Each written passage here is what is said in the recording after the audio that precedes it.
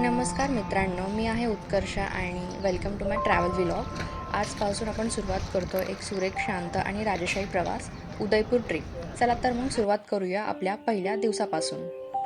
मी ज्या हॉटेलमध्ये स्टे करत आहे हे हॉटेल फारच सुंदर आणि पारंपरिक राजस्थानी स्टाईलमध्ये बांधलेलं आहे.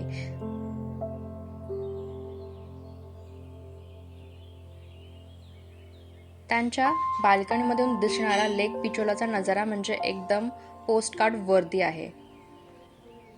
आज सकाळी सिटी पॅलेसला व्हिजिट करायचं आणि संध्याकाळी आमराई घाटला सनसेट बघायचा असं ठरवलं.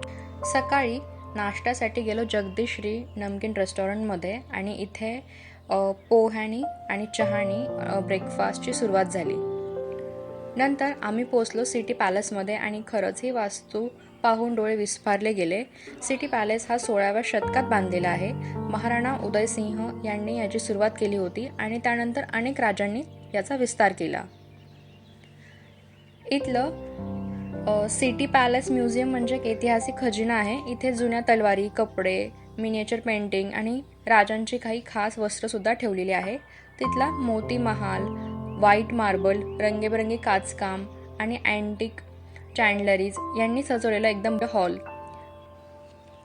थोडा वेळ विश्रांती घेतल्यावर आम्ही गेलो लेक पिचोला वरती बोट राईडसाठी. सूर्य मावळतीकडे झुकत होता आणि बोट हळूहळू चालली होती. आजूबाजूला सिटी पॅलेस, जग मंदिर आणि शांत पाण्यातल्या रिफ्लेक्शन्स स्वर्गासारखं वाटत होतं.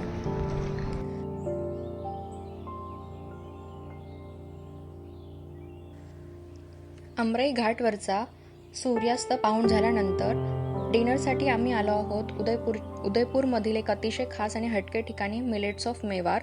हे रेस्टॉरंट केवळ नावातच नव्हे तर कामातही खास आहे. इथे हेल्दी, ऑर्गॅनिक आणि पारंपरिक राजस्थानी चव चाखायला मिळणार होती. आणि मी जे ऑर्डर केलेले ते होतं दाल बाटी चूरमा, तुपात माखलेली गरमागरम बाटी आणि त्यासोबत झणझणीत डाळ आणि गोडसर चवदार चूरमा. एकदम जिभेवर रेंगाळणारा अनुभव होता. इथल्या ॲम्बियन्सपासून ते सर्व्हिसपर्यंत सगळंच मन मोहून टाकणारं आहे. शांत, सुंदर आणि सोलफुल.